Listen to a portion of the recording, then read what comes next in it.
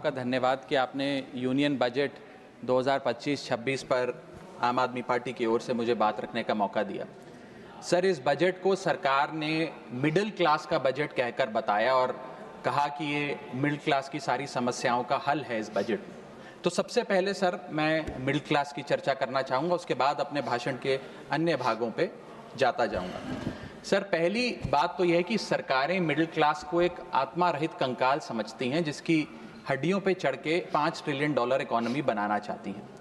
Sir, इस देश का मिडिल क्लास कमर तोड़ मेहनत करता है, लेकिन इस मेहनत के बावजूद मिडिल क्लास गरीब हो रहा है, अमीर नहीं हो रहा।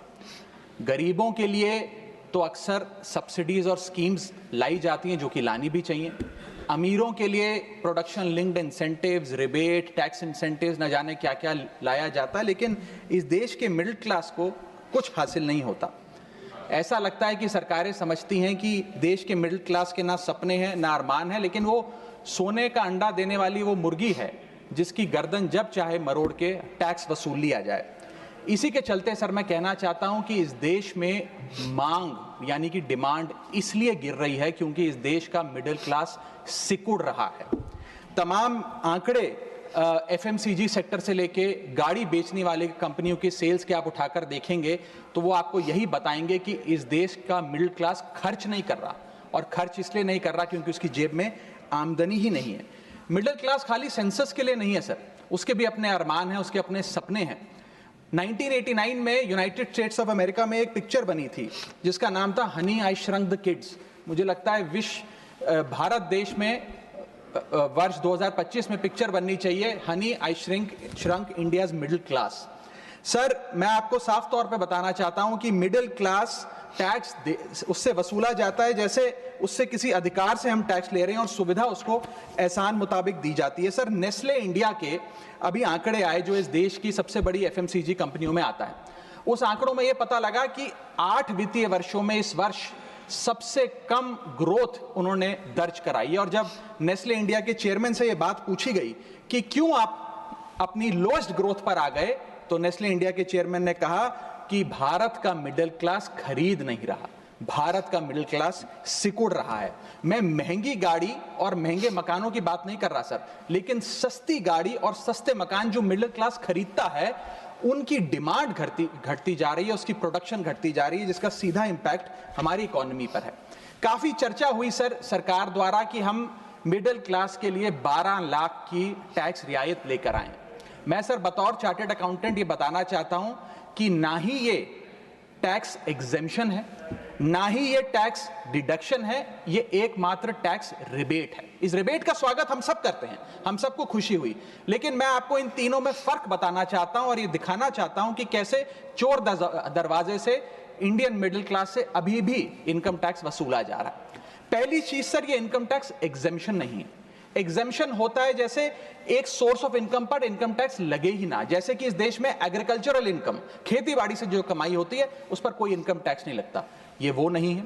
ये टैक्स डिडक्शन भी नहीं है। टैक्स डिडक्शन होता है कि फर्ज करिए आपने साल में 15 लाख रुपए कमाए, इनकम टैक्स डिडक्शन आपको 12 लाख रुपए की मिली, तो 15 घटा 12 3 लाख पर आपको इनकम टैक्स देना पड़ेगा। ये टैक्स डिडक्शन भी नहीं है, ये टैक्स रिबेट है।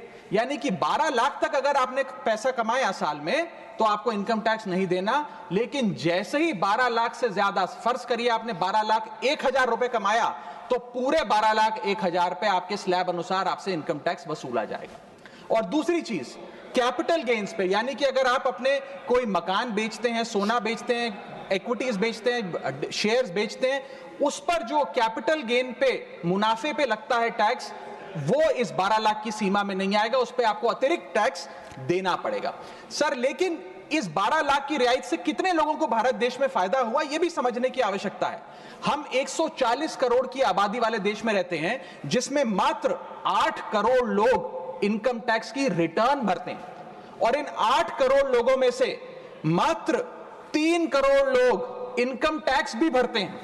यानी कि 8 करोड़ लोग इनकम टैक्स की रिटर्न भरते हैं, 5 करोड़ लोग जीरो इनकम दिखा के अपनी इनकम टैक्स की रिटर्न भरते हैं, जीरो टैक्सेबल इनकम, और उनसे कोई इनकम टैक्स नहीं वसूलती। लेकिन जो बाकी 3 करोड़ बचे, मात्र वो ही इनकम टैक्स भरते हैं। तो किन लोगों का फायदा हो रहा है, ये भी समझने की आवश्यकता है। और इसका मुकाबला आप करिए सर, सीएमआई का डेटा बताता है कि इस देश में कंजम्पशन के आधार पे 43 करोड़ इंडियन, 43 करोड़ भारतीय भारत की मिडिल क्लास में आते हैं। 43 करोड़ में से मात्र 2 से 3 करोड़ लोगों को ही इसका फायदा होने जा रहा है। उसका हम स्वागत करते हैं, लेकिन बाकियों के लिए क्या? वित्त मंत्री जी ने यह फैसला जब सुनाया तो कहा कि इससे भारत की कंजम्पशन बढ़ेगी, खपत बढ़ेगी और इकोनॉमी का चक्का, इकोनॉमी का पहिया चलने लग जाएगा। मैं आपको बताना चाहता हूं और इस सदन में भविष्यवाणी करता हूं सर, कि इस टैक्स रियायत से इस देश की कंजम्पशन नहीं बढ़ने वाली।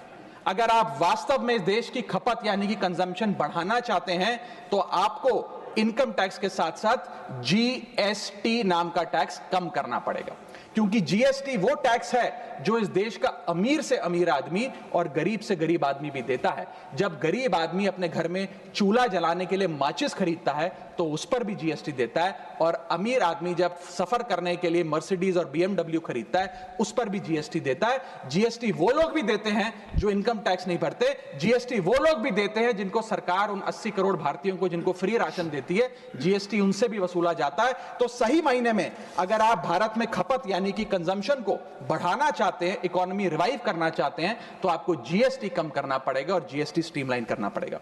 सर, मिडिल क्लास इस देश का सबसे देशभक्त क्लास है जो सबसे ज्यादा टैक्स देता है। और सर, जब नौकरी से लौटता हुआ साधारण पैंट शर्ट पहने मिडिल क्लास का आदमी मेट्रो की लाइन में खड़ा होता है तो उसे यह चिंता नहीं होती कि घर जाकर कौन सी पिक्चर देखूंगा या कौन सा पकवान खाऊंगा। उसे यह चिंता होती है कि मैं अगले हफ्ते अपने बच्चों की फीस कैसे भरूंगा, बाबूजी का ऑपरेशन कैसे कराऊंगा, या बड़े साल नौकरी कर ली, अब एक स्कूटी खरीद लेता हूं। लेकिन जब बाजार जाता है तो पता लगता है वो स्कूटी जो 4 लाख की जो 40,000 की मिलती थी वो अब 1 लाख रुपए की मिलने लगी, या वो ऑल्टो गाड़ी जो 3-3.5 लाख की मिलती थी अब 10 लाख रुपए की मिलने लगी। ये सच्चाई है सर, और इसलिए है क्योंकि सर सैलरी बढ़ती नहीं, बचत होती नहीं, सिर्फ और सिर्फ महंगाई बढ़ती है।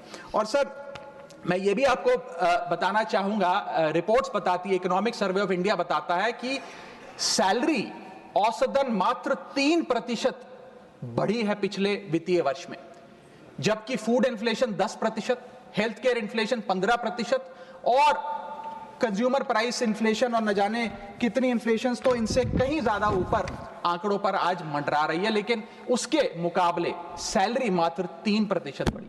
सर, देश का मिडिल क्लास एक बहुत बड़े डेट ट्रैप में भी फंसने जा रहा है। मैं ये भी भविष्यवाणी आज करना चाहूंगा, क्योंकि भारत का household debt to GDP ratio आज 40% पे खड़ा हो गया। सरल भाषा में बताऊं तो भारत के मिडिल क्लास परिवार आज रोजमर्रा के जीवन के लिए, अपने डेली एक्सपेंसेस के लिए लोन लेने पर मजबूर हो गए हैं, चाहे वो पर्सनल लोन हो, चाहे वो क्रेडिट कार्ड के जरिए हो, या चाहे वो अन्य प्रकार से फाइनेंशियल इंस्टीट्यूशन से ब्याज पर पैसा लेना हो।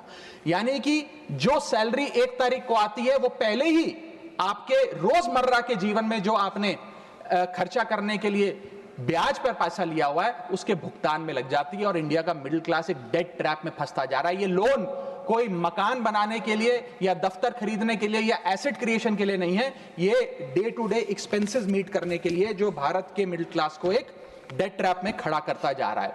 सर, सैलरी तो 7 तारीख को आती है महीने की, लेकिन 1 तारीख को मकान मालिक आ जाता है दरवाजे पे दरवाजा खटखटाने की किराया दो। और सारी उम्र काम करने के बाद एक मिडिल क्लास का आदमी सोचता है कि अंत में रिटायरमेंट के समय एक छोटा सा अपना मकान, जमीन खरीद के मकान बनाऊंगा।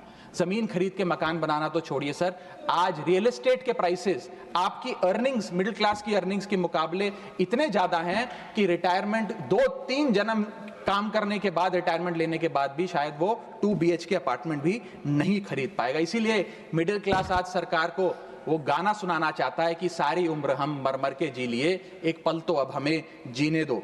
सच्चाई यह है सर कि मिडिल क्लास के घरों में जब कभी शादी का कार्ड आता है तो चिंता हो जाती है कि सगन में कितना पैसा देना पड़ेगा, और साथ ही साथ नया सूट सिलवाना पड़ेगा, ट्रेन का खर्चा हो जाएगा, एटसेट्रा। सर